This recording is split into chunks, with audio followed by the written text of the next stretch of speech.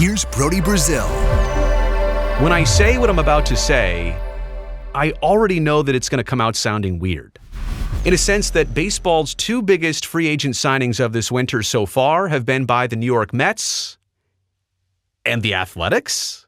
And the Mets are obvious, right? Juan Soto, 15 years, $765 million. For the Athletics, $67 million, which is their largest contract ever given out in franchise history, 3 years to Luis Severino. Now, when that deal went through, there were some questions about why Severino, why now, why $67 million, which is precisely $1 more million than Eric Chavez got back in the 2000s. That had been the largest contract ever awarded in franchise history.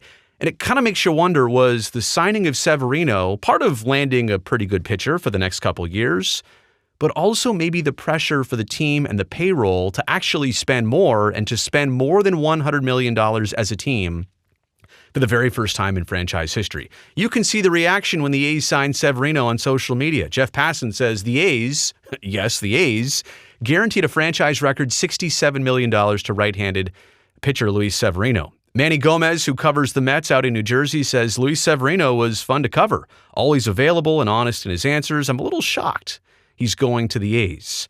And friend of the channel, Chris Rose, says better late than never for the A's to start spending, but the Severino signing is somewhat a slap in the face to the fans of Oakland. Again, it wasn't just a total turnkey situation. It's not something you could have seen or expected. And how about all the players that the A's let go over the years, from Marcus Semien to Matt Chapman to Matt Olson to Sean Murphy? And I could go on, players that the A's could have broken the bank for, or at least made this kind of offer to. And it turns out that they never got those deals done. So then it comes out here via The Athletic. Ken Rosenthal and Evan Drellick, they did a tremendous job on this piece. The headline says, even after Severino, the A's have to spend more this winter or risk a fight with the players' union. And so this leads you to the deeper picture and perspective of what might be going on here. Here's what Ken and Evan say in their piece. The A's didn't give pitcher Luis Severino a club record $67 million contract solely because they want to impress the fans in their new locale, Sacramento.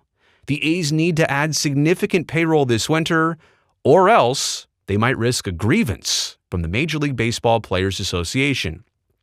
And they have to spend perhaps another $25 million or more on next year's roster before they're in the clear.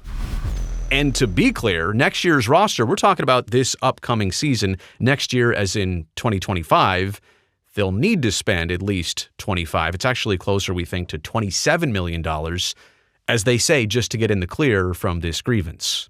Baseball's collective bargaining agreement requires teams to carry a payroll more than 1.5 times the amount they receive from local revenue sharing. A club in violation doesn't automatically receive punishment, but puts itself at a greater risk of penalty if the union does, in fact, bring a grievance.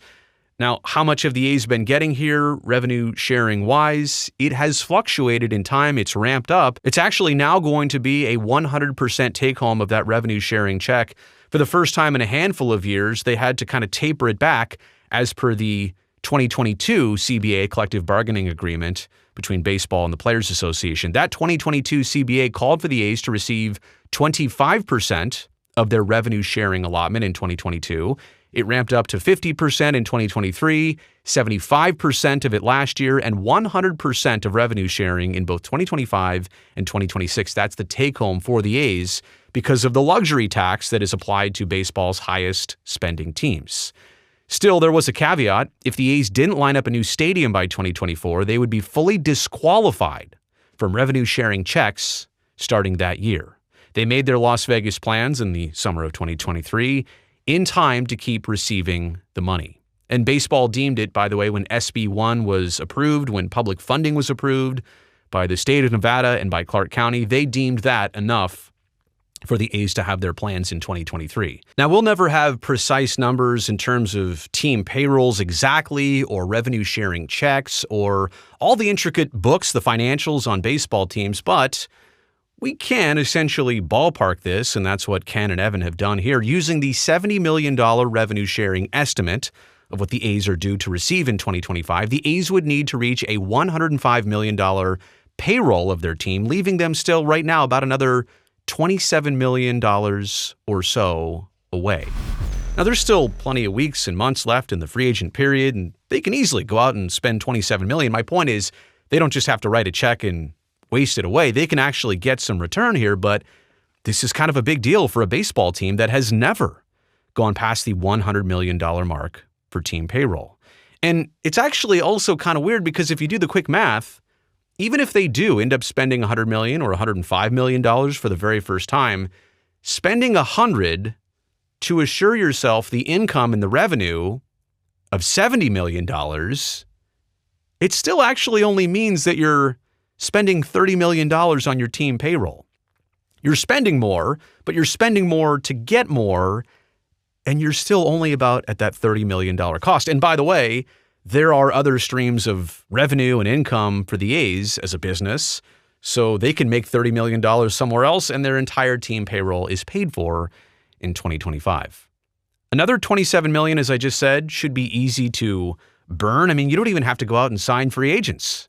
You could lock up Brent Rooker to a longer-term deal. You could sign Mason Miller. I understand he's got plenty of years left, and he's got plenty of ARB years left.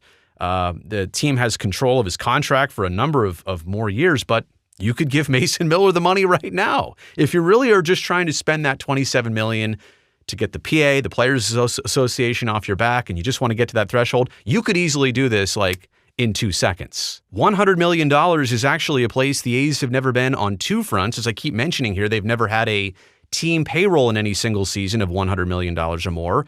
They're also one of the only Major League Baseball teams to never hand out a $100 million player contract over any duration of time. So $100 million is kind of their threshold, their breaking point. Never been there before, but maybe they now have to. And as we close things out here, maybe one last business concern about the A's in the next handful of years. I mean, you've got the rising cost of the stadium that they want to build in Las Vegas, that they're on the hook for, all the overages. It used to be a $1.5 billion stadium.